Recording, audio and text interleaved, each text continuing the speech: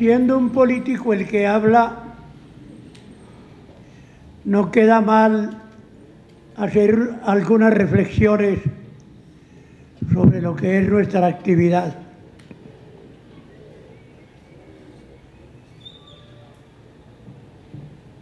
Hay una cargadilla nacional contra los que tenemos una relación directa,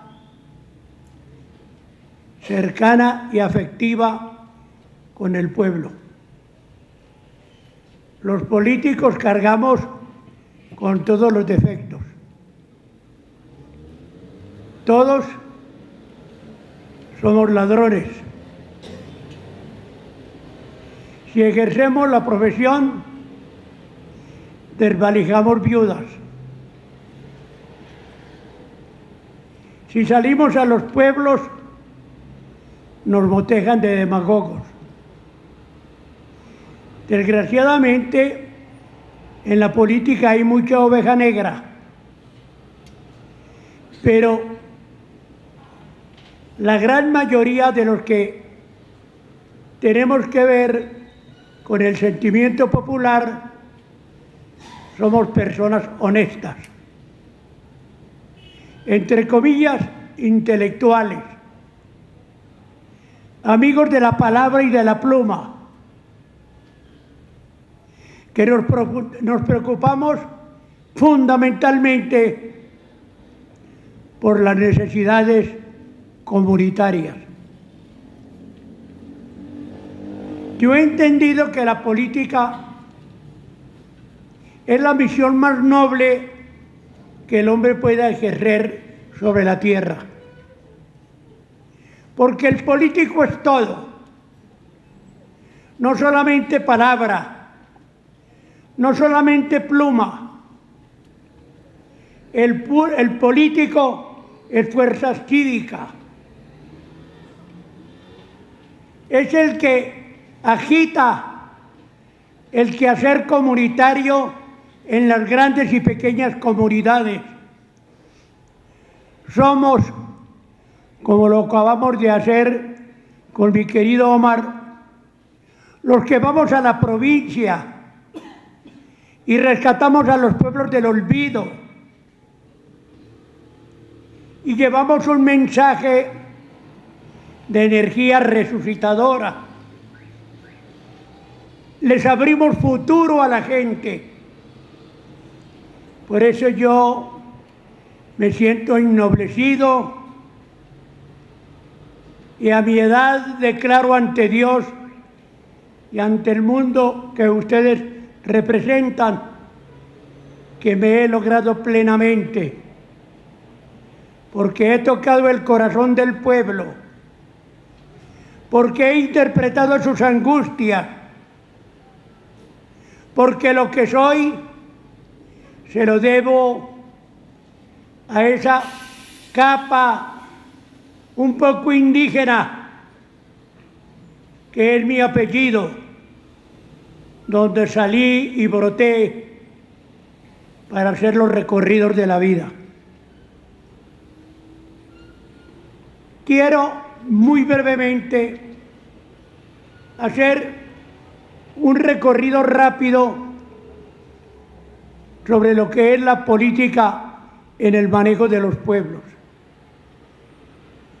Ustedes conocen mucho la dirigencia de Rusia. Y si hacen una indagación sobre la procedencia de esos secretarios generales que son los que mandaban, casi todos ellos salieron de abajo, de la tierra humilde, del silencio de sus razas, y merced a sus esfuerzos personales y a sus estudios, fueron guiones con virtudes y defectos, como es obvio, de la humanidad.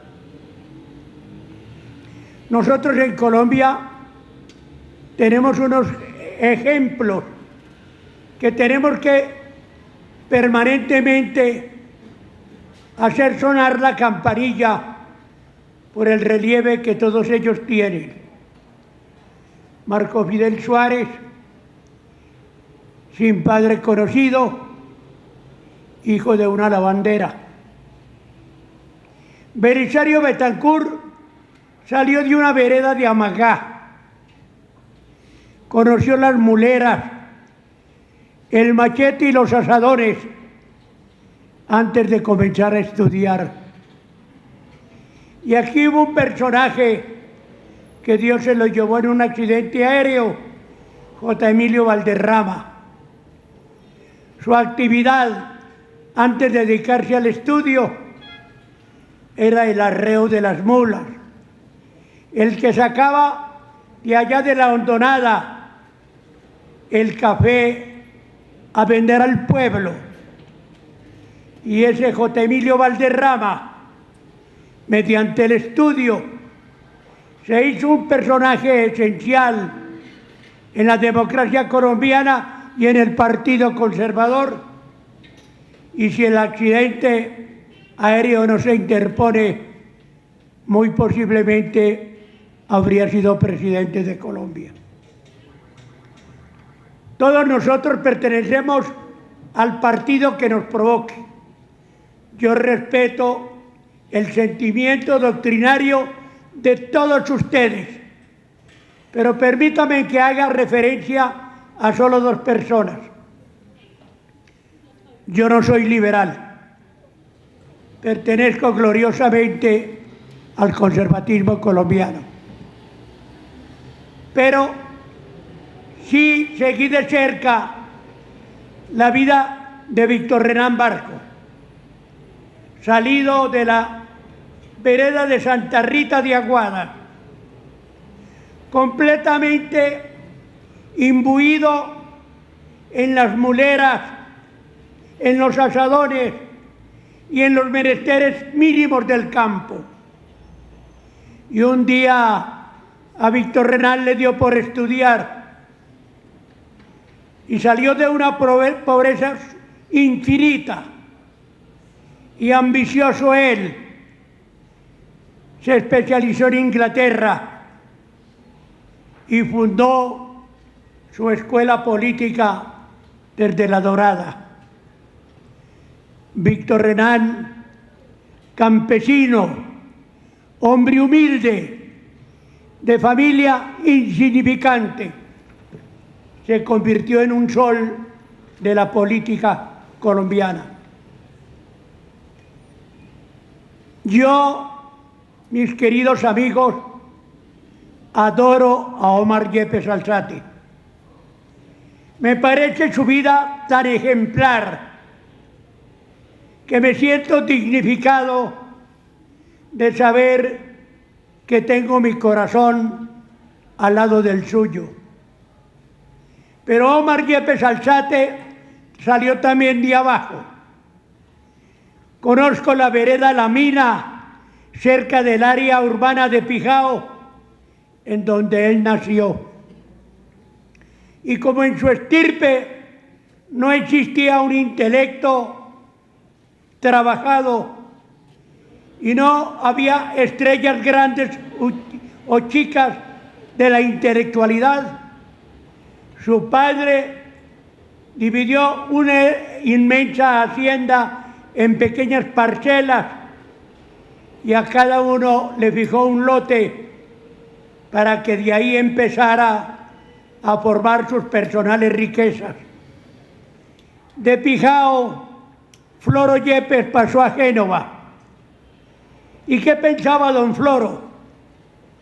Tener los mejores almacenes del municipio y repartir a sus hijos en cada una de estas grandes tiendas para que fueran ricos. Pero ocurre que Omar tenía por ahí enredado un alzate, el de doña Elvia. Y esta mujer maravillosa le dijo a Floro: mis hijos no nacieron para ser mercachifles de pueblos, sino para hacer un gran recorrido en la historia de Colombia. Y ella, que no era bachiller, frente a la pereza, educativa que tenían sus hijos, se metió al colegio a hacer su bachillerato. Y esa actitud de doña Evia sacudió a sus hijos. ¿Cómo era posible que una mujer un poco marchita por los años hubiera decidido terminar la cultura de su bachillerato? Y entonces sus hijos se sintieron apenados frente a ella y todos inundaron colegios y después universidades. Aquí está Omar y Jorge Hernán, que saben que digo la verdad. Y de Pijao y de Génova vinieron a Manizales y aquí estudiaron y abrieron horizontes y se hicieron hombres importantes. Omar Yepes lleva 50 años manejando el Partido Conservador de Caldas. Lo ha hecho con dignidad, con brillantez y con un carácter inmenso. Porque Omar es el valor humano, es la fuerza digna, es el estandarte azul de un partido que lo venera. Muchachos queridos, yo aquí acabo de conocer a dos mocetones que me los voy a robar para la política.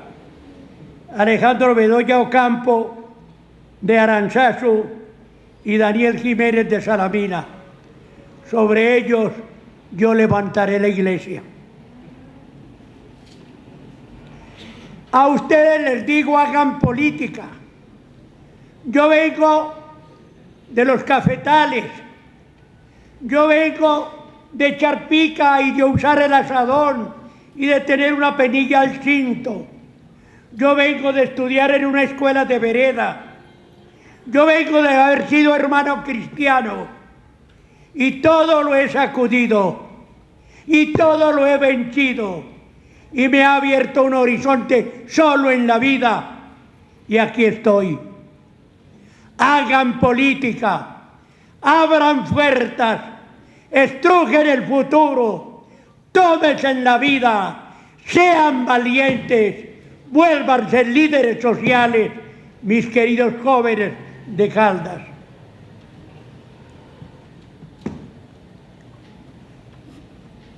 Sobre Omar Yepes, para terminar, yo escribí un boceto, mejor mi otro yo, Juan el Ermitaño, hizo un perfil de Omar y leyéndolo le pongo final a estas palabras. Los seres humanos tienen cariños profundos, amistades perpetuas, solidaridades hasta el final de la vida. Con Yepes se ha compenetrado, admirándolo siempre, aportando a su causa denuedos intelectuales. Yepes es un personaje no altisonante, no engreído, no de palabra brusca para imponer sus órdenes. Es suave, persuasivo y sabe trabajar los sentimientos. Es hidalgo en la victoria, callado y reflexivo en la derrota. No lo envanecen los vítores, ni fermenta egolatrías aupadas por los áulicos. No eres más porque te alaben, ni menos porque te vituperen. Lo que eres, eso eres y nada más. Parece ser su consigna íntima para no perder el equilibrio. Dos conductores han estampillado el corazón de Juan el Ermitaño, Gilberto Alzate Avendaño y Omar Yepes Alzate.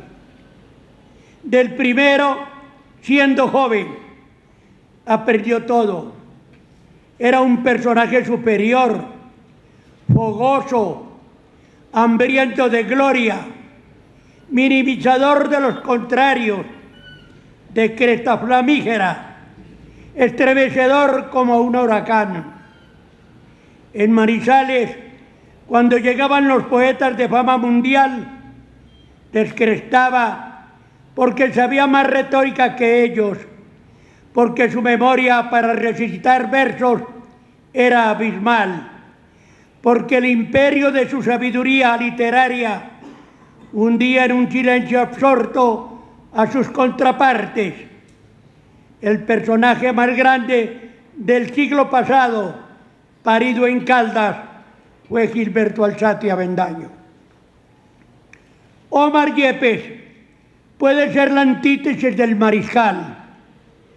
No es experto en metáforas. No cohabita con los dioses en Olimpos de fantasía. No duerme con las musas. Es práctico, directo y aterrizado. Alzate sufría martirologios cuando se trataba de pulir el párrafo de un editorial. Indagaba diccionarios, consultaba a autores de cabecera, pujaba, se descoyuntaba, entraba en agonía. Era doloroso contemplarlo cuando daba a luz. Yepes no sufre esos estertores. Poco escribe porque es demasiado estricto en el manejo de las palabras.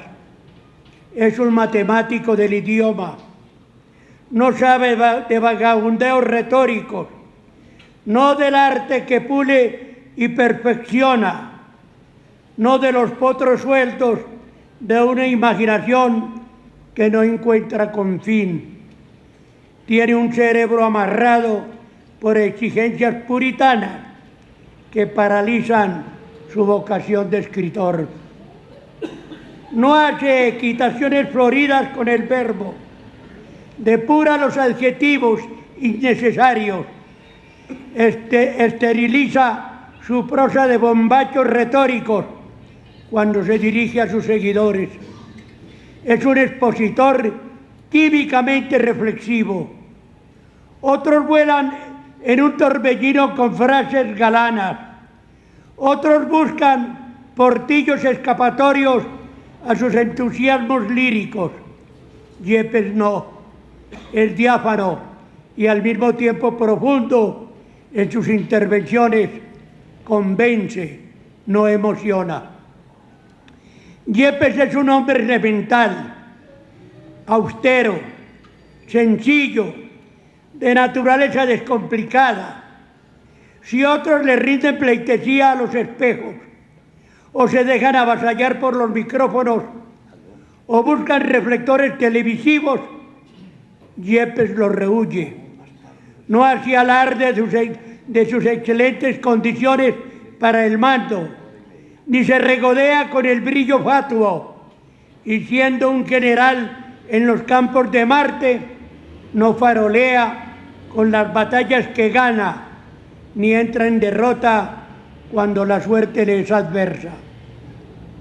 Lo signa el atavismo de las costumbres antioqueñas, es decir, tiene palabra de oro, principios éticos, fortaleza moral. No lo marean los halagos, ni busca acomodos, ni utiliza los ditirambos para los arrimos palaciegos. Suya es la firmeza impávida de las escolleras, la rígida presencia de las montañas. Lo construyen, lo afirman y lo intemporalizan las realidades. Este himno a Omar Yepes continúa y lo doy por finalizado. Amigos, muchas gracias por la presencia. Van a escuchar ahora un profundo estudio sobre la vida del Partido Conservador en Colombia y lo dejo en manos de un intelectual y de un extraordinario expositor. Muchas gracias.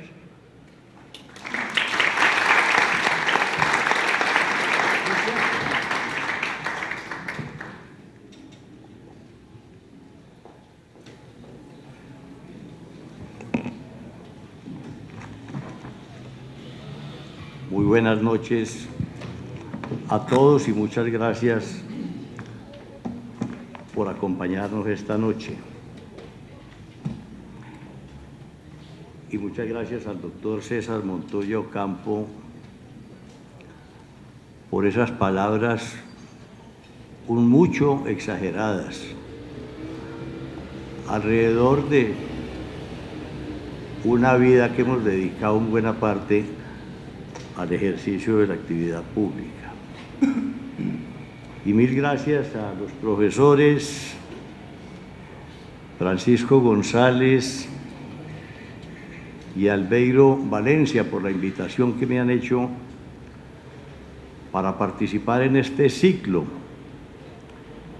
que vienen desarrollando desde hace días bajo el nombre de Cátedra de la Historia Regional de Manizales. Me han pedido que haga un ligero recuento sobre el Partido Conservador en Caldas a partir de 1900. Y obviamente hemos elaborado un documento breve para lo que se pretende, largo para leerlo en la noche de hoy. Por lo mismo, pasaré páginas sin darles lectura y me concretaré en lo que considero un poco más sustancial, a efecto de no hacer muy prolongado el momento.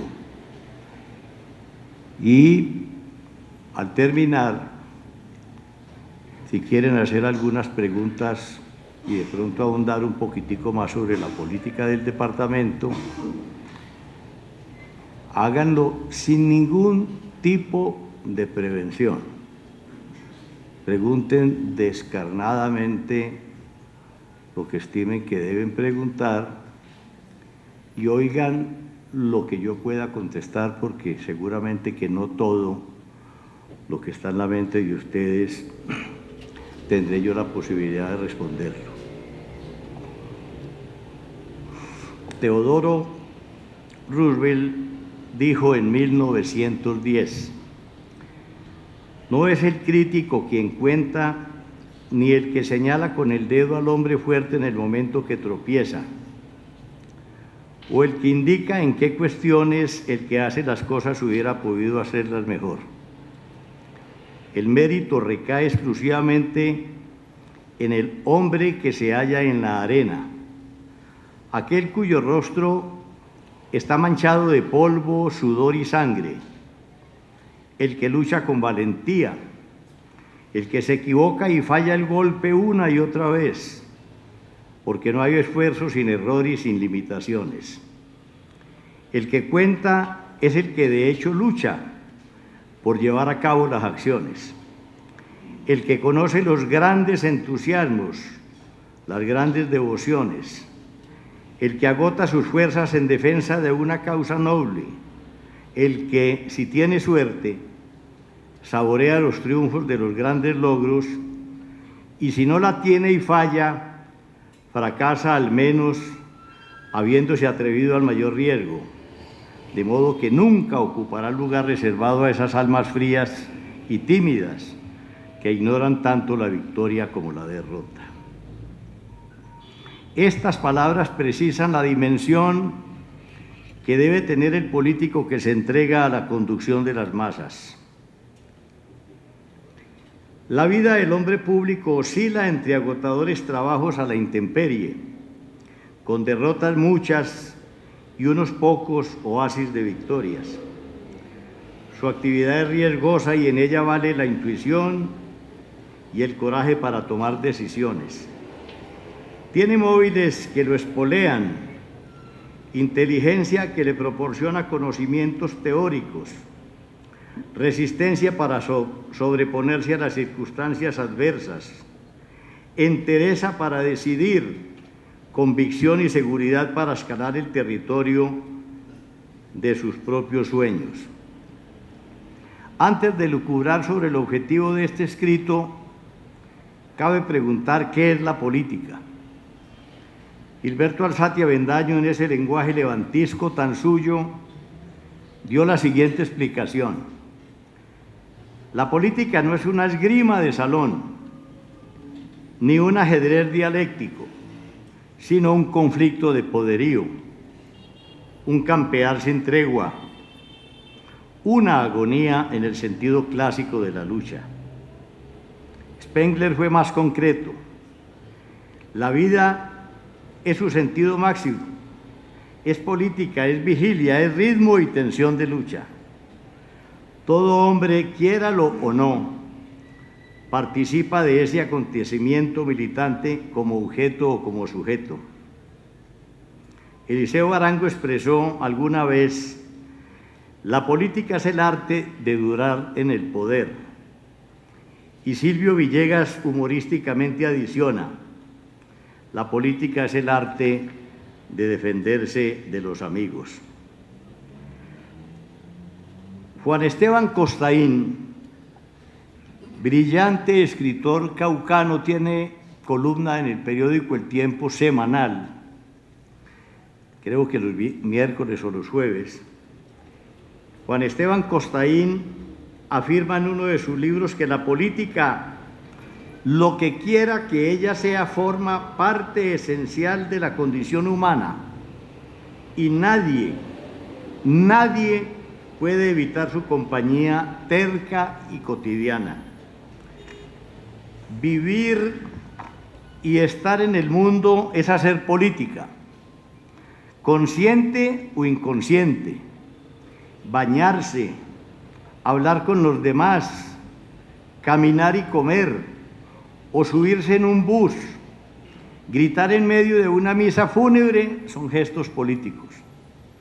En pocas palabras, la política es el espejo más veraz de los seres racionales, y cuando denigramos de ella como cosa ajena a nuestra vida, estamos señalando los peores defectos de nuestro propio espíritu.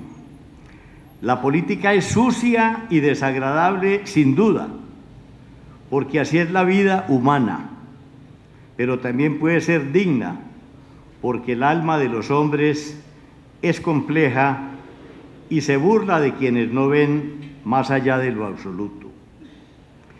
La política es una actividad esencial de la condición humana y nadie puede privarse de estar en ella. Es un hecho cumplido.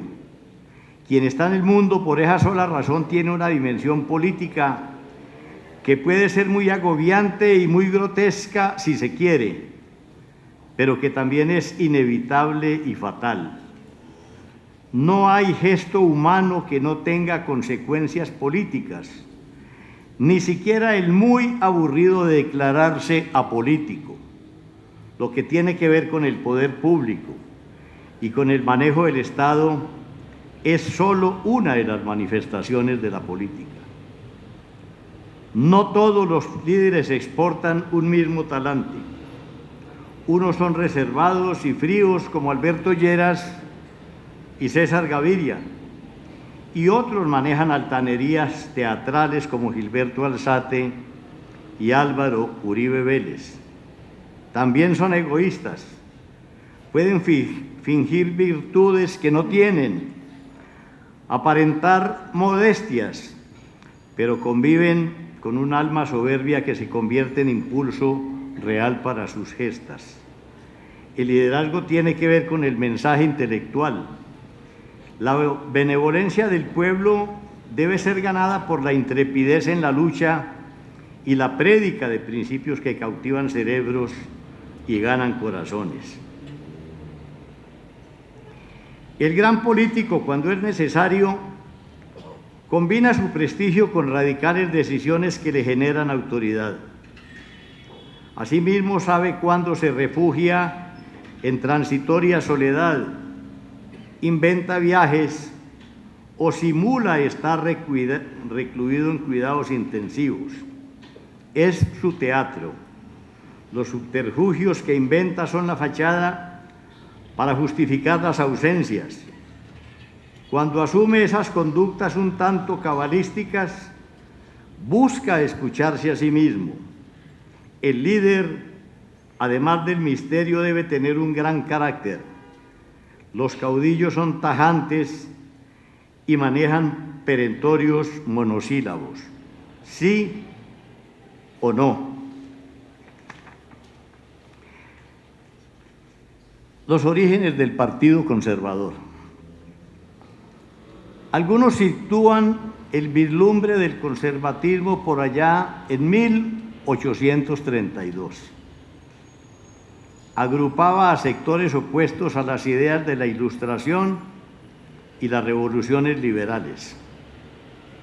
En las elecciones de 1837 se unieron a la facción adversa a Santander del llamado Partido Progresista, formaron el partido ministerial y eligieron presidente de la República al conservador José Ignacio de Márquez para suceder en la presidencia a Santander.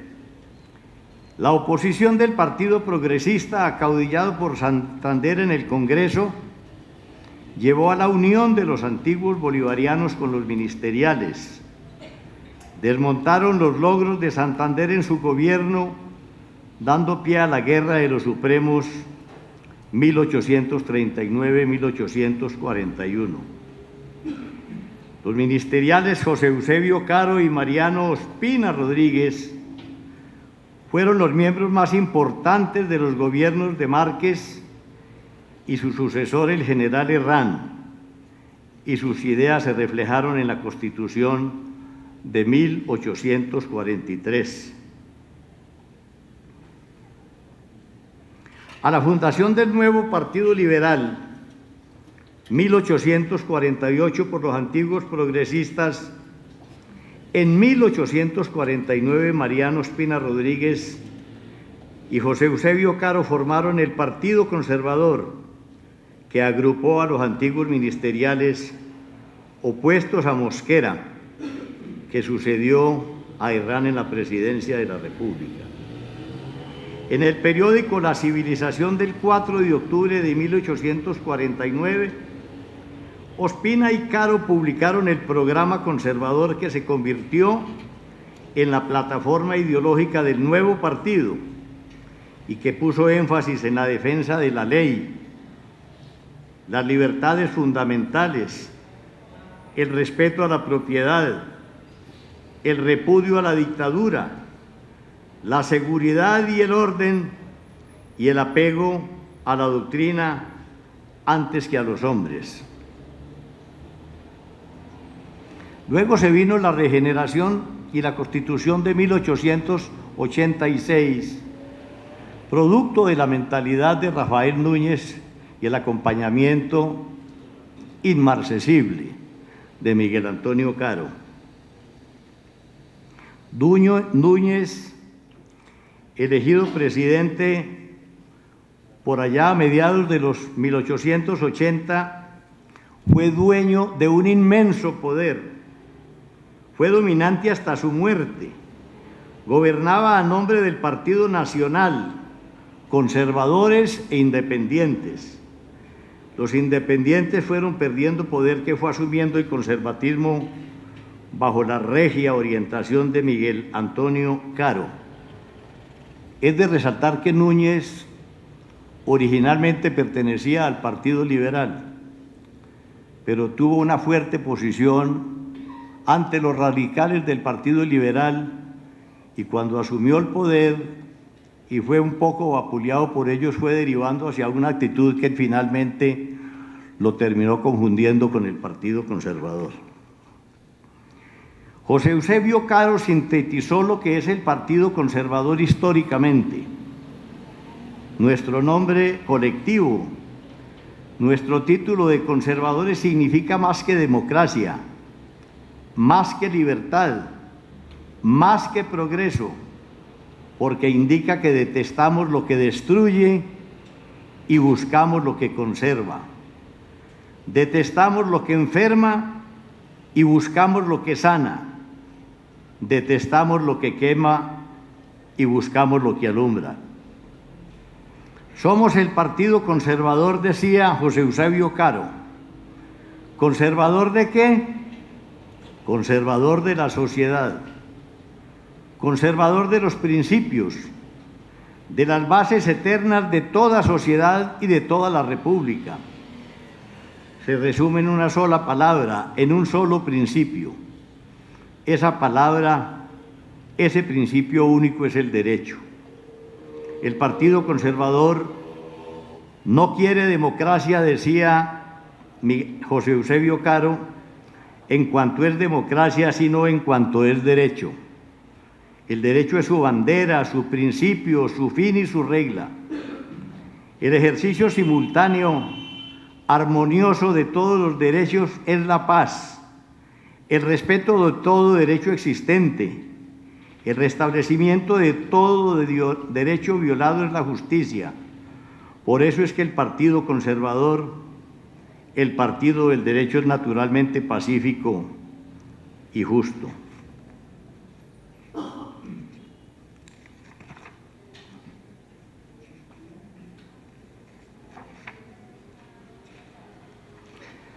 Aquí tengo unos títulos, pero no se los voy a leer, relacionados con las guerras de enfrentamiento entre conservadores y liberales en el siglo antepasado, aproximadamente 8 o 9 guerras.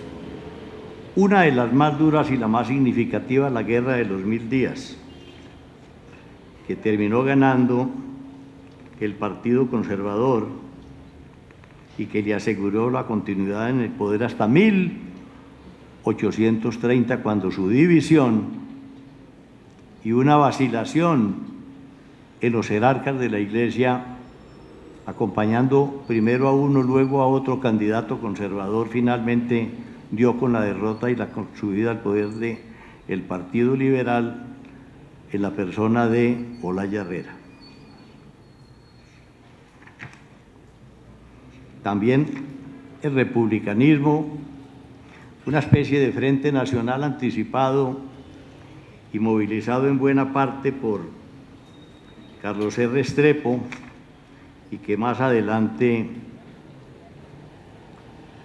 desapareció, otra vez confundiéndose ese movimiento con los viejos partidos. El conservatismo de Aquilino Villegas. Aquilino Villegas fue un prohombre del departamento de Caldas, el padre de doña Pilar Villegas de Hoyos, ministro de Mariano Ospina Rodríguez, abogado, periodista, escritor, poeta y político. Hizo parte de la gloria política y literaria del Gran Caldas. Nació y murió en Manizales años 1880 y 1940. Oigamos a Aquilino el porqué de su conservatismo. Decía Aquilino: nací en una casa conservadora, en uno de los últimos años del gobierno liberal de la Federación. En esa casa estaba todavía vivo el recuerdo de los vejámenes y de las exacciones, y sangraba la persecución. Mi conservatismo fue elección de mi propio hogar, lo confieso con ingenuidad y con orgullo. No odiaba el liberalismo, pero le temía como gobierno. Para los míos y los conservadores de ese entonces significaba tiranía y opresión. En cambio, conservatismo significaba paz, tranquilidad para vivir y trabajar, libertad y respeto para las gentes.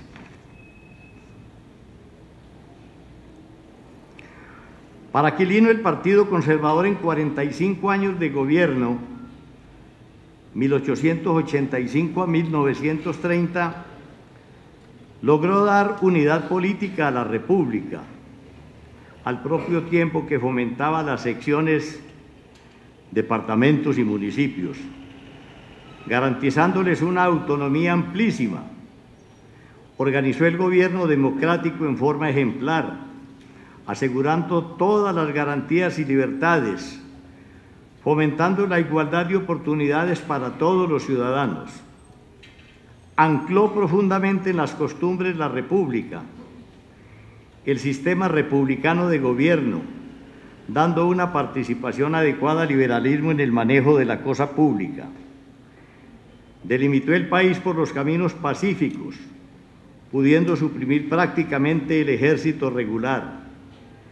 La libertad de prensa, de palabra, de reunión, de petición, todas las libertades fueron garantizadas sin excepciones.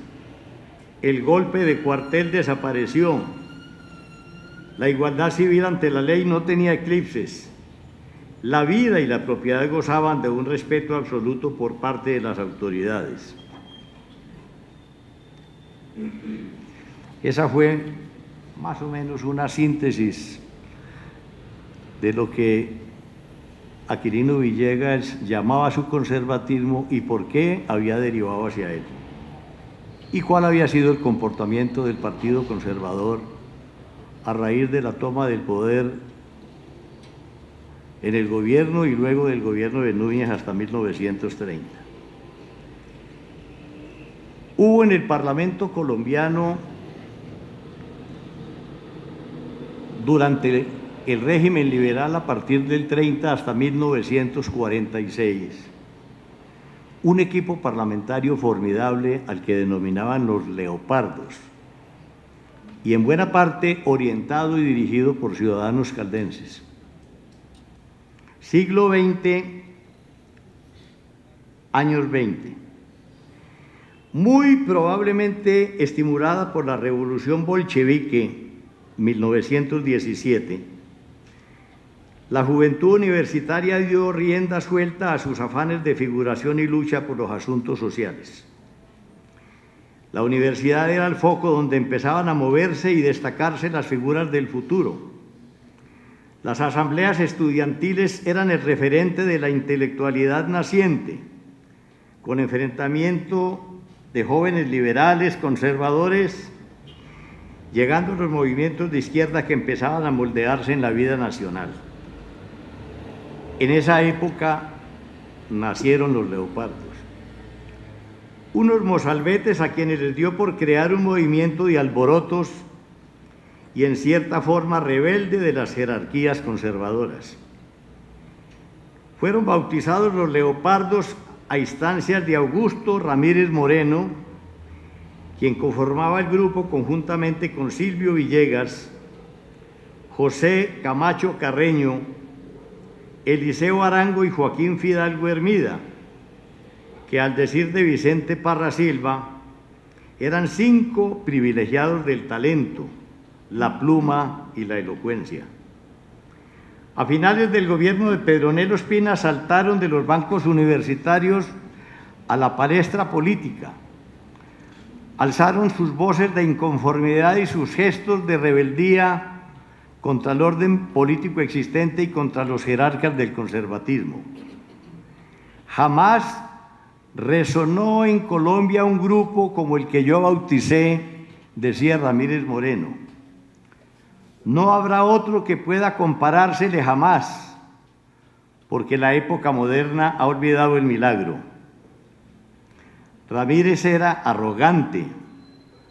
Alguna vez un contertulio le preguntó qué libros leía, y Ramírez Moreno de inmediato le respondió: cuando quiero leer un buen libro, yo mismo lo escribo. Ramírez Moreno manejaba un elegante cuerpo desgonzado, tenía cejas agresivas como de tigre y un rutilante penacho verbal. Camacho Carreño era un río desbordado en figuras poéticas. Alguien decía que fue el primer orador de su tiempo y de muchos otros tiempos, iluminado del verbo, el príncipe de la elocuencia colombiana. Villegas era pequeño, sabía adornarse como un florero en su vestir, era colérico en la tribuna y como escritor dejó prosas inolvidables. De Eliseo Arango dicen que era un filósofo. De él decía Silvio Villegas que la tendencia natural de su espíritu era hacia el orden y que tenía una severa dialéctica. Nunca aceptaba una verdad que no estuviera controlada por la experiencia o por la crítica. Surgió su importancia de una afortunada intervención en una convención de juventudes conservadoras. De Fidalgo Hermida, otro de los leopardos, decía Ramírez Moreno que vivía sentado en el cojín de su valiente pereza. Silvio Villegas, en su libro No hay enemigos a la derecha, calificaba a sus compañeros de grupo. Eliseo Arango, romano. Ramírez Moreno, gótico. Camacho Carreño, romántico. Nada dice de Fidalgo Hermida, quien desapareció pronto de la escena. Ramírez Moreno fue polivalente. Como abogado penalista manejaba la palabra con singular destreza. Carlos Llera Restrepo lo calificó como el más leopardo, hasta en lo físico, con sus movimientos felinos y sus gestos nerviosos, con las frases que soltaba como un zarpazo. Utilizó la altanería, escribía Llera Restrepo, utilizó la altanería y el desdén como arma en las controversias parlamentarias, en la prensa y en las conversaciones privadas. Amó a Colombia con delirio y como Villegas encaró toda una larga etapa de nuestra vida política. Hacen falta en el panorama nacional y el vacío se nota. Con la muerte de los leopardos se enterró la leyenda, terminaba Llera Restrepo. Silvio Villegas se embriagaba con sus arengas. Era cortante, apasionado, hurgador, matachín cuando se encolerizaba. Suyas eran las metáforas impactantes y el desborde tribunicio. Suyas las citas de los autores griegos y latinos. Jocosamente se decía de él por sus continuas sitias al escribir y al hablar, que más que orador y escritor parecía una casa de citas.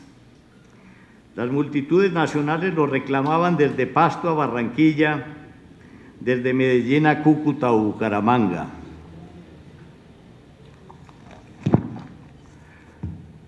Fueron los leopardos partidarios de las novedades literarias. Sus lecturas favoritas, en especial Villegas y Arango, eran los textos de Morrás, Daudet, Barrás, Bourget, Taine. También Nietzsche, así hablaba Zaratustra, que llegó a ser para ellos, al decir de Silvio, la Biblia del porvenir. Los clásicos griegos no les fueron ajenos, más aún los devoraban. De allí el mote de grecocaldenses. No hay que olvidar que aparte de Silvio Villegas, que nació en Manizales, en esta ciudad bebieron cultura Eliseo Arango y Ramírez Moreno.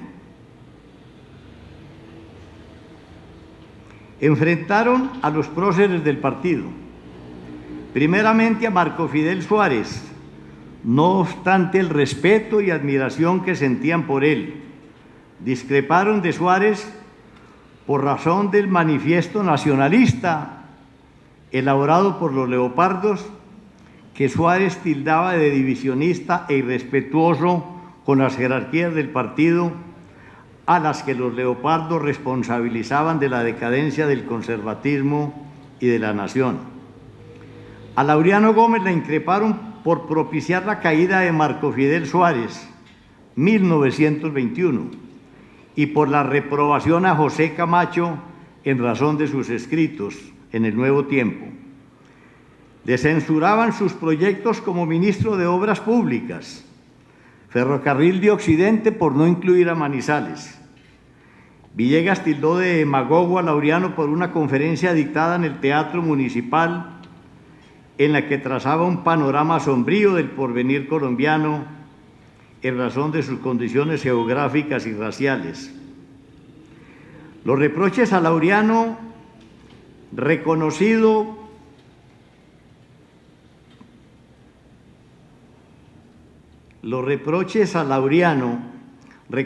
por su devastadora oratoria, no pasaban de ser simples escaramuzas que no hacían mella en tan poderoso rival.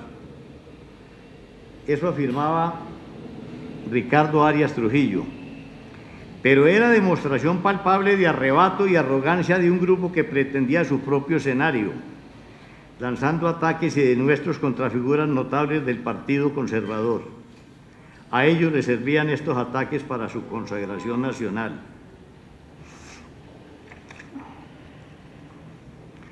El conservatismo de Caldas antes de 1930 estuvo prácticamente dominado por la familia Gutiérrez.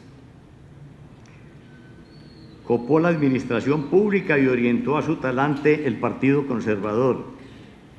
Ricardo de los Ríos Tobón hizo un estudio responsable sobre la influencia de los destinos de la región y la presencia de ellos.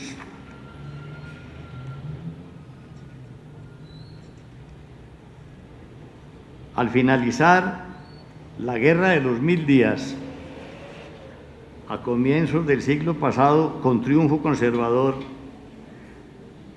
se les dio mucha mayor jerarquía a los Gutiérrez, que encarnaban las ideas de la derecha.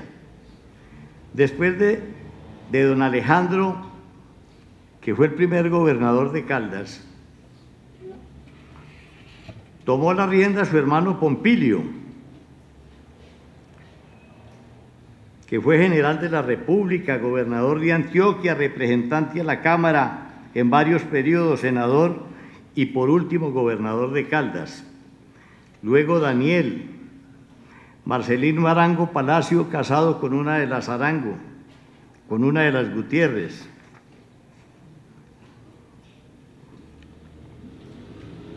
Y obviamente, como sucede con todos, perdieron trascendencia política y el poder, sobre todo cuando empezó a aparecer Gilberto Alzate Avendaño en la política de Caldas. El aporte intelectual en la historia del conservatismo de Caldas convierte a Gilberto Alzate en su epígono grandioso. Vimos cómo los Gutiérrez Arango habían tomado la dirección del partido desde la creación del departamento hasta 1930, cuando el liberalismo ganó la presidencia. Alzate empezó a movilizarse por todo el departamento y se les tomó el poder. Con la llegada de Alzate al comando del conservatismo irrumpieron nuevos nombres en la política de Caldas. En 1948, 16 de agosto, en convención conservadora reunida en el Hotel Escorial, Alzate liquida prácticamente el notablato, en buena parte había sido orientado por la familia Gutiérrez. Es elegido como jefe único del partido, renuncia, la convención insiste y categóricamente no acepta, pero escoge un directorio múltiple, es decir, no aceptaba la jefatura única, pero escogió un directorio múltiple integrado por él mismo, Luis Granada Mejía, Alfonso Ríos García, Guillermo Izaza Mejía y Juan Botero Trujillo. No llegó Alzate allí fácilmente. Antes fundó un movimiento nacionalista que tuvo un final desastroso. Ante esa adversidad electoral se aísla, decide por último reintegrarse a la colectividad, pero ya con poderosos contradictores que vetaban su nombre. De allí su célebre frase de Alzate, porque todo el mundo lo vetaba. particularmente quienes pertenecían al notablato de Rocao. Decía Alzate: yo tengo al mundo como contraparte. Aquilino Villegas fue un astro en el departamento, guerrero, ministro, bravo, polemista, escritor acatado, poeta, líder social, pero rechazaba el nombre de Alzate.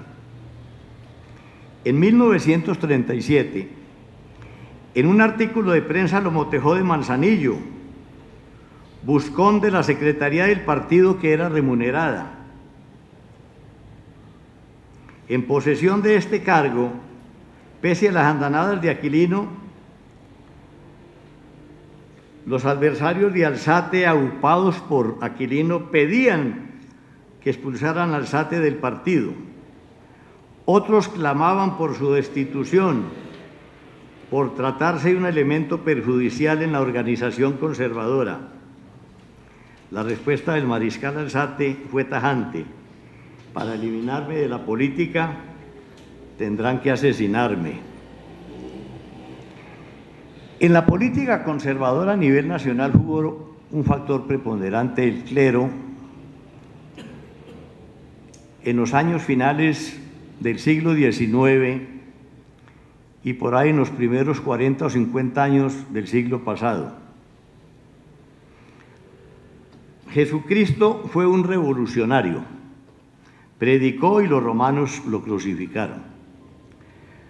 Los papas eran poderosos patriarcas con representación diplomática en casi todos los países del mundo.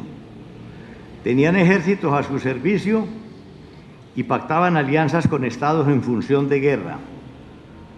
Aparte de su reino espiritual, influían decisivamente en la política. En Colombia jugaron un papel, repito, fundamental. Había un arzobispo que se llamaba Monseñor Perdomo, y prácticamente Perdomo influía en la escogencia de los candidatos conservadores a la presidencia. En 1930 estuvo inicialmente de parte de Guillermo Valencia, luego cambió y se puso del lado del general Vázquez Cobo. Como tenían tanta influencia, por esa dubitación se atribuye en buena parte la pérdida del poder por el Partido Conservador. En Caldas, obviamente, había sacerdotes muy inmiscuidos en la política. El padre Antonio María Hincapié en Marquetalia, quien lo llamaban jefe civil y militar y religioso de ese pueblo. Operaba también el padre Gabriel Henao en Samaná. Recibía a las conservadores con caravana desde abajo, desde el río de la Miel, y les organizaba cabalgata para que llegaran al pueblo, y él mismo les organizaba las manifestaciones y obviamente abría plaza con un discurso. Aquí en Manizales hubo un sacerdote muy vinculado también a la actividad política, en forma abierta, que se llamaba el padre Luis Ángel Gallego. Padre Luis Ángel Gallego fue sacerdote en Marquetalia, y siendo gobernador de Caldas, Luis Enrique Giraldo Neira nos recibió en cabalgata y abrió plaza también, y decía: en una mano tengo el crucifijo y en la otra el crucifijo, y en la otra mano la bandera del Partido Conservador. Aquí era sacerdote en la iglesia de Pío XII, y abría misa y los rosarios siempre pidiéndole a la gente que votaran por Omar Yepes en las elecciones cuando estábamos próximos a las mismas. Alguna vez Monseñor Pimiento me llamó por teléfono y me dijo: quiero hablar con usted. Le dije: yo voy a Palacio con mucho gusto, Monseñor. Y llegué allá, me recibió muy atento, me ofreció un café y me dijo: yo quiero que usted me ayude. Le dije: ¿cómo así que le ayude? ¿Y en qué le puedo ayudar? Dijo: a que me contenga al padre,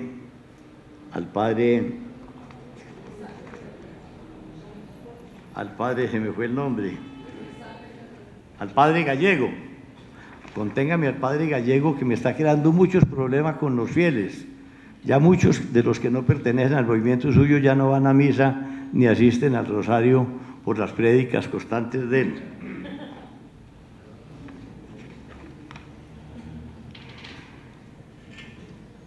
El departamento de Caldas ha dado figuras muy importantes en todos los partidos. Aquí, muy probablemente, no sé si todos estén de acuerdo o no, alrededor de la cultura del café, que en la economía el café le entregaba al país prácticamente el 70% de las divisas. Colombia era café o no era nada, decía don Manuel Mejía, que fue gerente de la Federación de Cafeteros.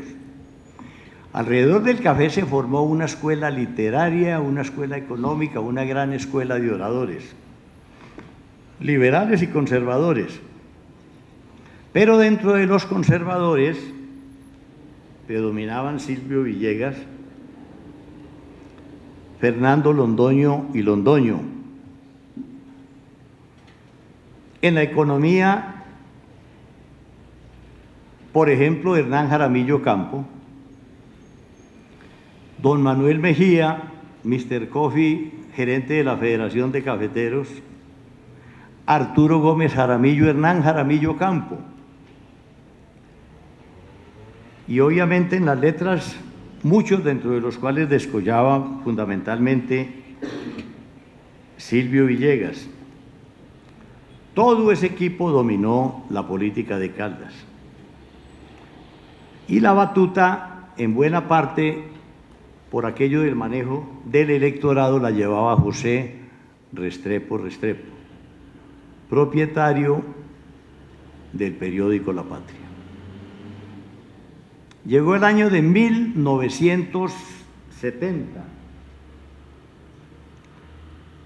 y se trataba de escoger candidato conservador del Frente Nacional. Ustedes saben, el país era muy violento, enfrentamientos sangrientos entre liberales y conservadores. Y para ponerle el tate quieto a la dictadura del general Rojas y a la violencia partidista, el Partido Liberal y el Partido Conservador fraguaron e hicieron un acuerdo para institucionalizar en Colombia un Frente Nacional. Los artífices de ello fueron, en primera línea, Laureano Gómez y Alberto Lleras Camargo. Frente Nacional fue un pacto de gobierno entre liberales y conservadores exclusivo,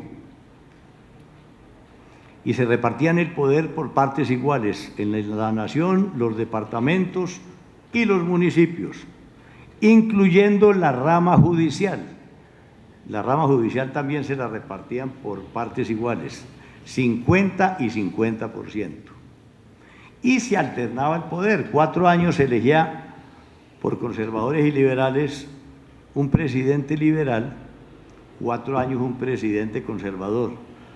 Los presidentes liberales fueron Alberto Lleras Camargo y Carlos Lleras Restrepo, y los conservadores fueron Guillermo León Valencia y Misael Pastrana Borrero.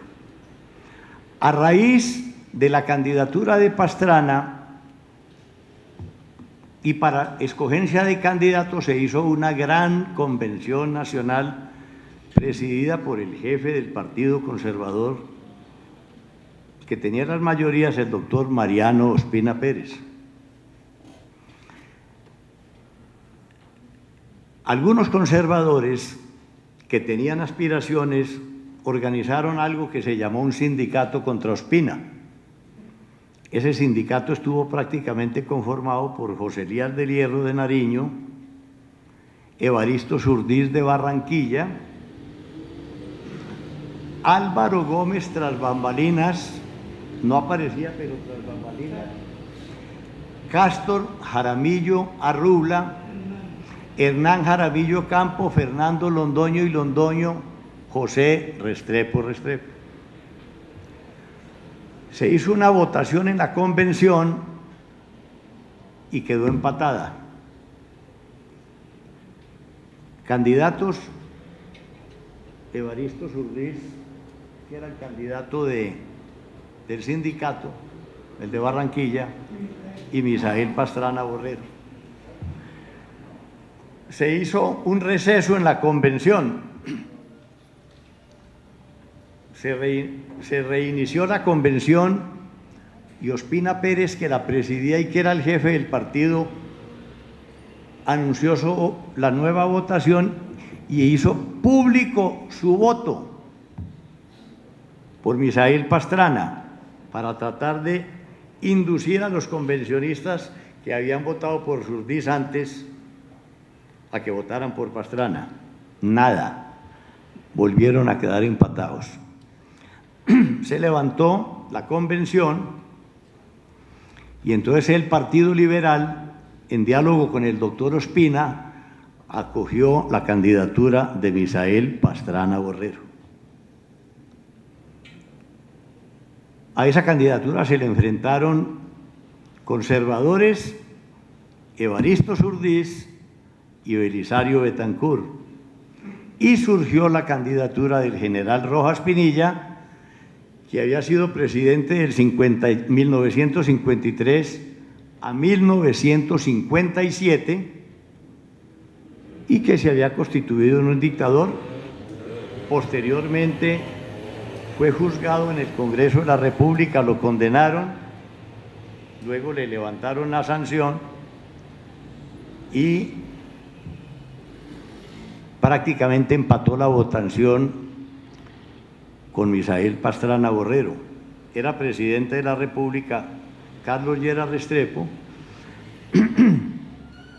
Hubo un levantamiento del rojismo, salieron a todas las plazas y Carlos Lleras intervino a las 8 de la noche, miró el reloj y dijo: tienen 1 hora para irse todos a dormir.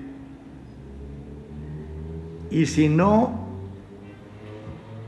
se van a dormir y queda gente en la calle, corren las consecuencias de la ley marcial. La ley marcial es que el ejército, si veía gente en la calle, les disparaba. Todos se fueron a dormir. A raíz de esa elección, como los caldenses José Restrepo, Hernán Jaramillo Ocampo, Fernando Londoño y Londoño,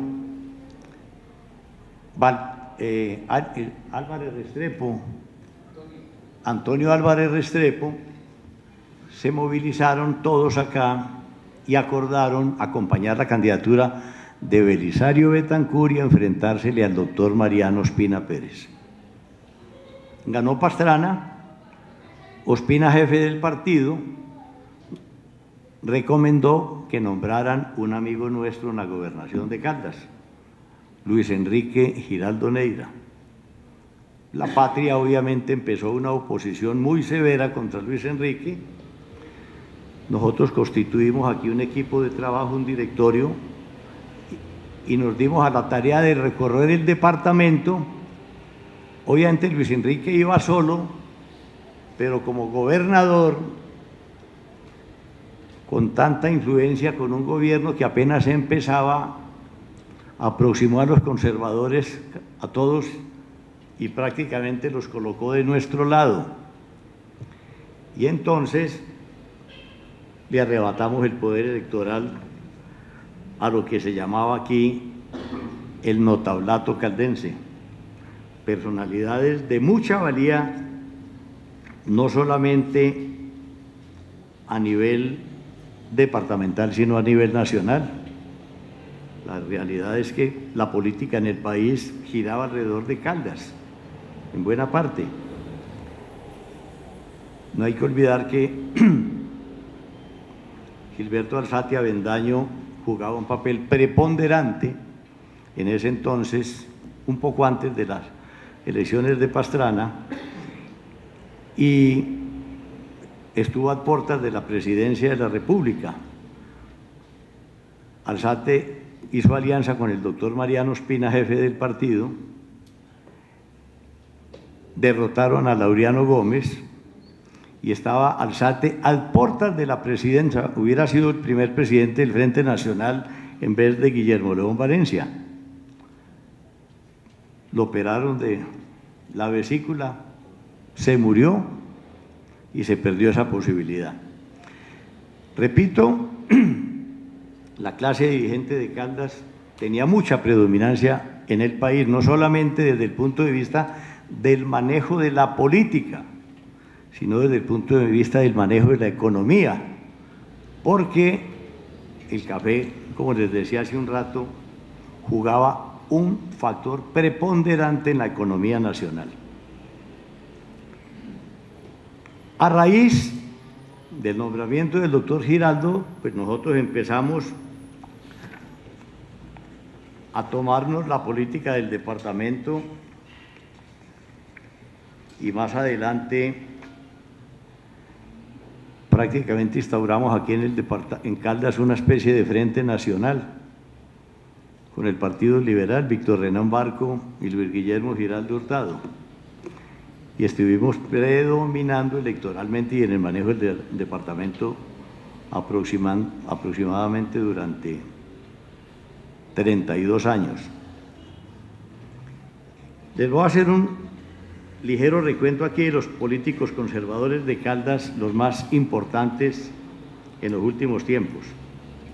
Obviamente empezando con los comienzos del siglo pasado por Aquilino Villegas.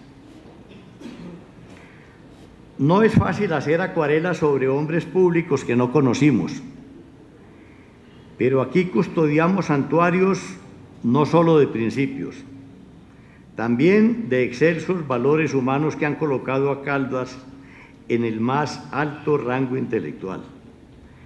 Uno de ellos es Aquilino Villegas. Es posible que sobre él pesara llevar el nombre del invencible héroe griego que comandó la toma de Troya. Víctor Manuel Salazar, salamineño, jefe civil y militar de Panamá, en su libro Memorias de la Guerra, dedicado a relatar lo ocurrido en la Guerra de los 1000 días,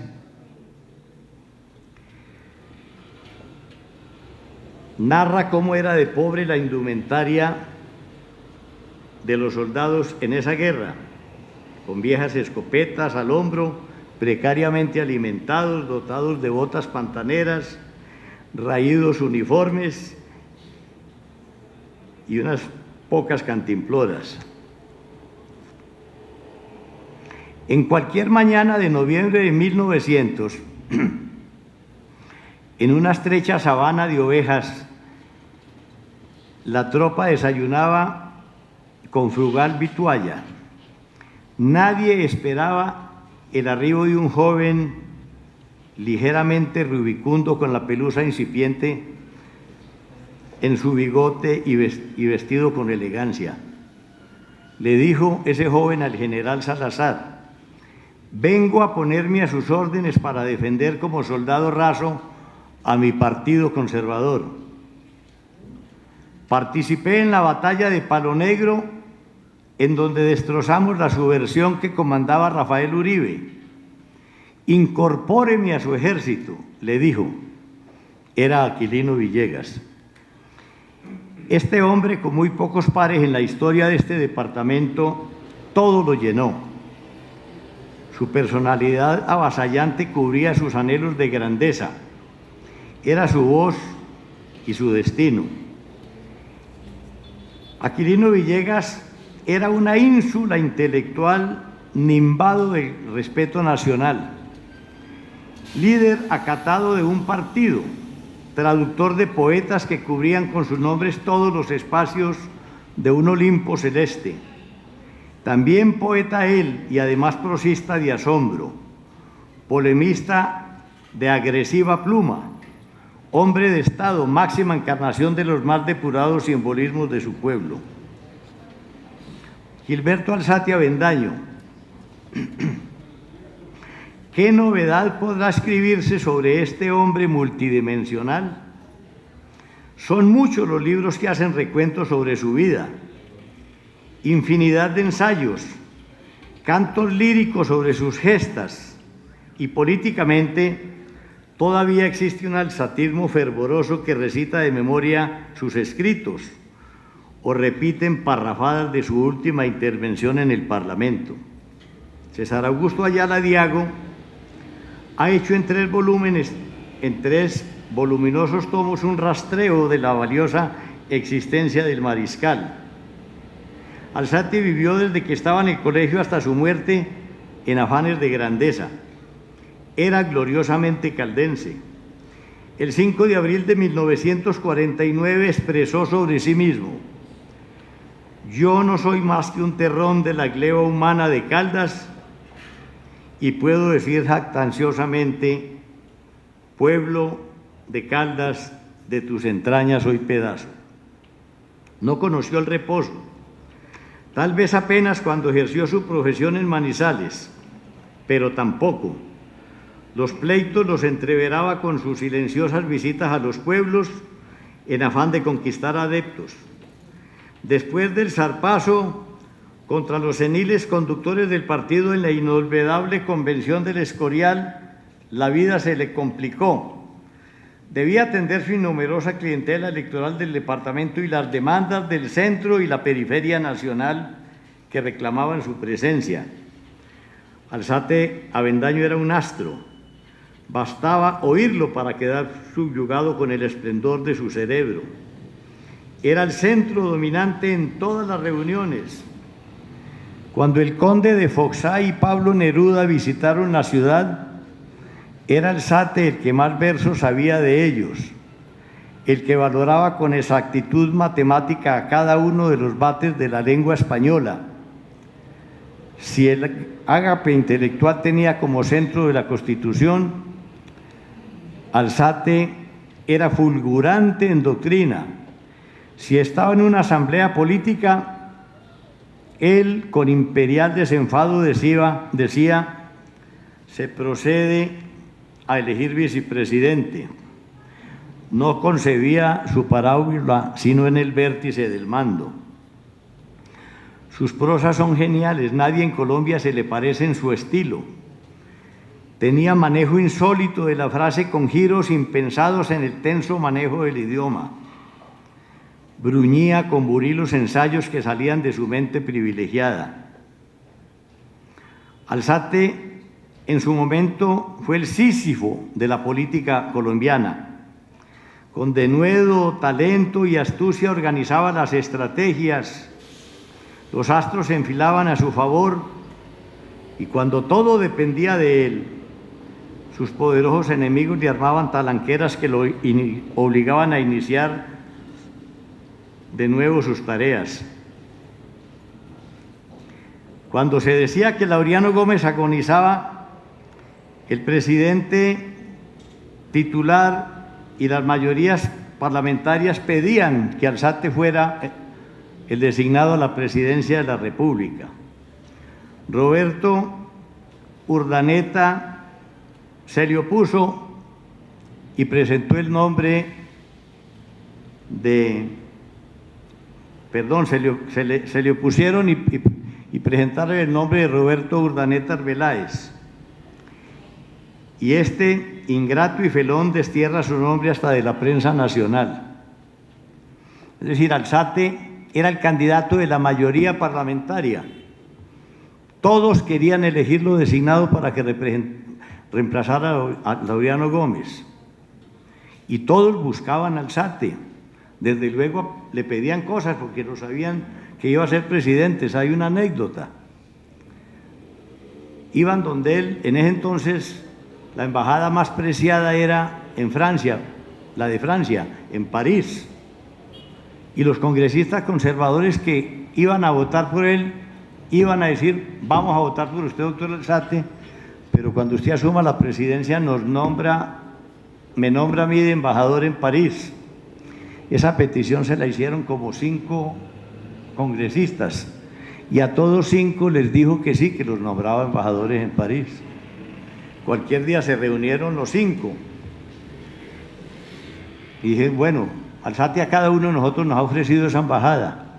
Vamos los 5 donde él a ver cómo va a salir de ese embrollo. Y se fueron donde Alzate, los 5, a decirle, bueno, doctor Alzate, usted a mí me dijo que si era presidente me nombraba. Aquí al colega le dijo que lo nombraba. A este también. A los 5 nos dijo que nos iba a nombrar embajador en Francia. Explíquenos eso. Y dijo, muy fácil. Muy fácil, es que si yo soy presidente, crearé en Francia tantas embajadas cuantos aspirantes haya. Y entonces con eso los despachó. Es decir, nombraré a todos los que me vengan a pedir aquí, les creo una embajada y los nombro allá mismo en Francia. Silvio Villegas. Es sangre torrencial en las arterias de Caldas, numen gestor de epopeyas intelectuales. Es el prototipo de quien nace con predestinación. Era un banquete su conversación. Grecia, Roma, los grandes escritores, los grandes políticos inundaban su espíritu. Fue voz mayor en el grupo de los leopardos. Tuvo hambre de cultura, de inteligencia pedante, coronador de reinas, sembrador de alborotos, cresta soberana en nuestro medio. A Silvio había que oírlo, dialogarlo, degustar al lado de su amada sus cartas de amor. Villegas fue un trotador de pueblos, todos querían escucharlo, desde Riohacha hasta Leticia, desde Cúcuta hasta Tumaco solicitaban su presencia. Era la trompeta mayor que anunciaba los amaneceres que invitaban a los refugios de la noche, y del céfiro que invitaba a los refugios de la noche. Fernando Londoño y Londoño era estudiante de Derecho en Popayán. Cuando fue elegido diputado del Cauca como estudiante en Popayán. Su don privilegiado para hablar en público le abrieron de par en par las puertas de la política. Es conocida la frase de Gilberto Moreno, senador de Antioquia: cuando habla Fernando Londoño provoca sacar pareja a bailar. Su estilo florido pocos lo han tenido en este país. Todo lo predisponía para la tribuna. Su físico bien distribuido, pulidas sus manos, mentón recogido, rostro ovalado, mirada tranquila pero segura, voz musical, y la palabra brotaba de su boca como un manantial. En su época pudo ser el mejor orador de Colombia. Caldas tuvo una troika gloriosa: Alzate, Villegas y Londoño. Los dos últimos se realizaron, mas no el primero. Alzate tuvo un sino trágico. Cuando superaba todas las contingencias, cuando aparentemente coronaba sus objetivos, algo negativo le debía ocurrir. Cuando todo lo tenía a su favor, cuando la presidencia de Colombia le era felizmente inevitable, Dios determinó ponerle punto final a su destino. Londoño y Alzate fueron amigos desde la juventud, y el eximio orador no ahorró adjetivos para honrar la memoria de su ilustre compañero de fulgurantes batallas políticas. Decía Londoño sobre Alzate: Alzate tuvo de natural la inspiración literaria y perfeccionó rigurosamente el don del estilo. No exagero al decir que Alzate figuraba con honor en el Parnaso americano. Alzate y Londoño se chanceaban alrededor de sus aficiones poéticas. Dice Fernando Londoño y Londoño en una de sus páginas, luego de muerto Alzate: eran los 16 años en 1926. Andando en la política le dije un día de disputa cordial que si continuaba embromándome le reproduciría sus versos, de los cuales no era exacto, yo conservaba los ejemplares. Alzate hacía de vez en cuando poesía, pero obviamente no la hacía pública. y Londoño le amenazó que le iba a hacer públicas sus poesías para que dejara de molestarlo. Mas con visión perfectísima de lo que podría ser una coartada literaria para evitar que yo, Londoño, le publicara sus versos, Alzate se ingenió para anular mi amenaza unos versos grotescos y me los atribuyó, que hizo circular aún en la más prestigiosa prensa política colombiana. Dice Londoño: el gracioso infundió como parte de un supuesto poema a la Virgen del Perpetuo Socorro, decía: no eres la Inmaculada de Murillo ni la Virgen del Padre Jaramillo, tú no eras de esa madre mía, mi plegaria a ti te llega porque yo no te engaño como Alzate Avendaño a tu colega, a su colega, la Virgen dolorosa que por eso está tan llorosa. Yo celebré de buena gana esa ocurrencia, decía Londoño. Londoño fue un mimado de la providencia, tuvo todos los honores que un ser humano puede acumular: parlamentario, alcalde de Manizales, gobernador, ministro, precandidato presidencial, voz decisoria en los destinos del conservatismo. Fue un epígono de las mejores excelencias humanas.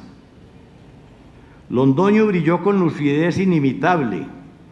Juan Lozano y Lozano lo presentaba como el prototipo de una escuela oratoria, torrencial, adornada, florida, con modulaciones, raptos e imprecaciones y una cantidad himaláyica de citas literarias, y a su vez como uno de los pocos conservadores doctrinarios, aristócrata del pensamiento, enamorado de la tradición y del orden.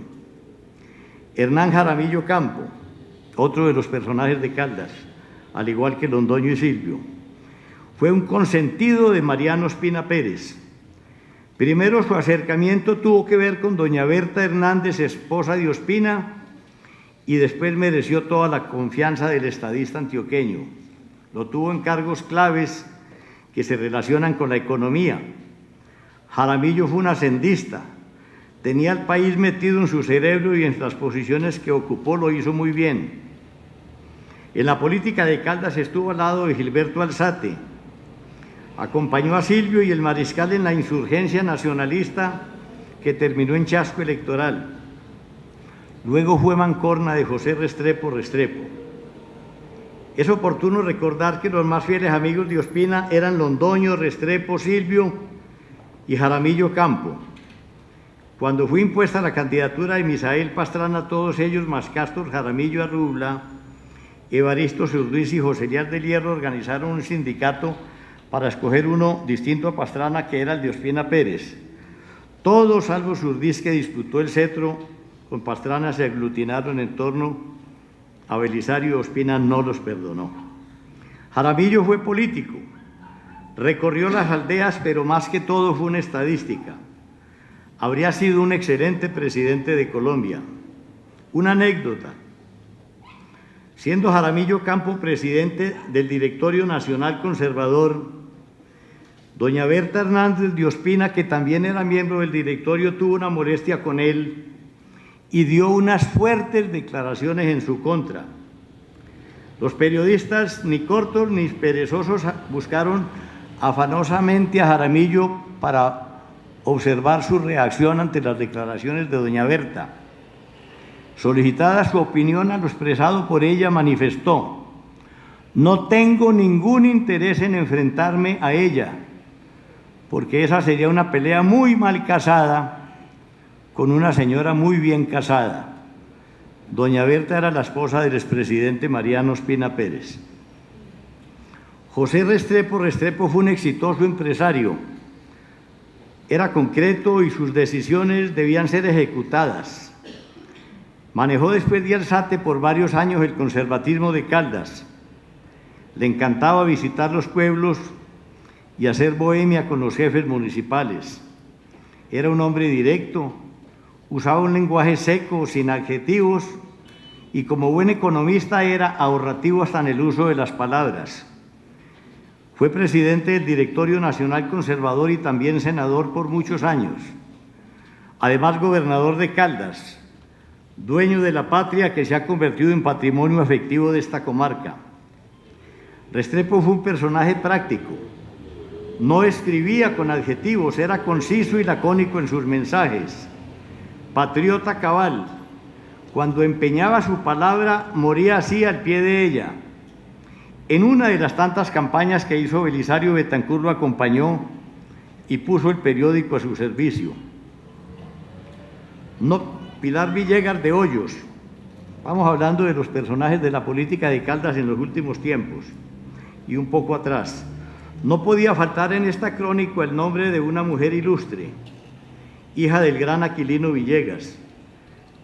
Pilar heredó las virtudes de su estirpe. Es una dama intrépida, líder social, con férvido amor a Manizales, ciudad a la que ha servido con apasionado cariño.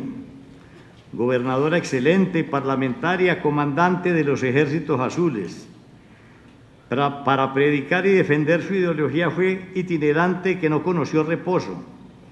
En helicópteros, carros, a pie, sobre cuadrúpedos, visitó una y otra vez todos los rincones del departamento. Lo hacía con misionismo, aportando el fervor de su corazón romántico. El conservatismo la quiere, le agradece y la respeta. Rodrigo Marín Bernal comenzó su vida política con feroz oposición al gobierno de Rojas Pinilla. Era un universitario valiente. Por esos denuedos intrépidos conoció la cárcel. Siempre sirvió sin desmayos a su partido conservador. Fue parlamentario brillante, embajador y ministro en 3 o 4 ocasiones. Quiso ser candidato presidencial, pero su jefe Álvaro Gómez se le atravesó y hundió su aspiración. Tenía un humor negro. Un día le preguntaron a Rodrigo cómo le iba a Enrique Gómez Hurtado, hermano de Álvaro Gómez, en el Senado. Y Rodrigo contestó: a Enrique le va muy bien en el Senado. Cuando entra al recinto, no saluda a la mitad de los senadores y la otra mitad no lo saludan a él. Marín tenía inteligencia fulgurante, persistente como capitán en sus labores electorales. Lo acompañaba una memoria feliz. En sus alcoholes, que eran muy gratos, sorprendía con el caudal de poemas que tenía memorizados. Murió acosado por enfermedades espirituales. Contribuyó y mucho a la prosperidad de nuestro terruño. Luis Granada Mejía, aunque era quindiano en la desmembración del Gran Caldas, estuvo con belicoso empeño al pie de la unidad departamental. Jamás quiso que se despedazara lo que era una egregia región con peso en todo el sentido en las grandes decisiones de Colombia. Conductor acerado, tenaz de irreversibles propósitos, orador sólido, su palabra era sagrada, como amigo era cristalino y como adversario de respeto. Sufrió en carne propia la violencia. Intentaron asesinarlo muchas veces por su liderazgo. Granada no conoció la fatiga, siempre estuvo en la línea de los comandos. Como lo dije en alguna parte de este escrito, con él me inicié en la política. Fue mi mentor. La crisis de los partidos políticos, ya estamos terminando. Heredamos de nuestros mayores la ubicación afectiva por el Partido Conservador. Nos enseñaron que desde Bolívar hasta hoy en nuestras filas hay un rimero de personajes excelsos. Las realizaciones de esos prohombres engrandecieron la historia de nuestra colectividad. Para servirlo nos preparamos, formamos comandos, integramos comités, predicamos a los adolescentes, incorporamos a la mujer y no hubo vereda que no recibiera el viático de nuestras prédicas. Lo hacíamos con mística, poniendo a su servicio nuestros conocimientos, ocupando largo rato en ese apostolado maravilloso. Siempre estuvimos inmersos en la actividad electoral, pero no solo adquirimos responsabilidades en Caldas, sino que nos desbordamos sobre la geografía para ser parte del Comando Nacional de Juventudes. Eran épocas gloriosas, tal vez irrepetibles. Más tarde hicimos parte del Directorio Nacional Conservador y lo presidimos en 3 ocasiones. Nos tocó vivir una época feroz. En muchas regiones como los Santanderes, Boyacá, aún en Caldas, se cometieron por política crímenes inenarrables. Fueron responsables liberales y conservadores. En últimas, todo finalizó con el golpe de Estado de Rojas Pinilla. El país se hastió del militar. Corolario de ese rechazo fue el entendimiento de Alberto Lleras y Laureano Gómez, dándole a Colombia la innovación del llamado Frente Nacional. Esta increíble alianza trajo resultados buenos y menos buenos. Los desacuerdos bélicos finalizaron, pero comenzó la decadencia de los partidos por el desdibujamiento doctrinario y programático. Los pueblos a veces tuercen su destino, tienen etapas de esplendor y de pronto se desploman.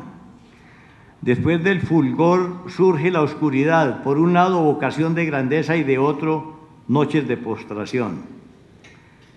Lo que le ocurre a las naciones pasa igual con los partidos. Se personifican en caudillos, pero sobre todo en quienes los han alimentado intelectualmente. Cuando ellos desaparecen surge el caos. Colombia es propicia a la violencia. Desde su génesis hasta hoy recorre senderos de sangre por hoscos enfrentamientos, delincuencia desbordada y antagonismos de fracciones de las antiguas colectividades que han quedado convertidas en grupúsculos de opinión ferozmente rivales entre sí.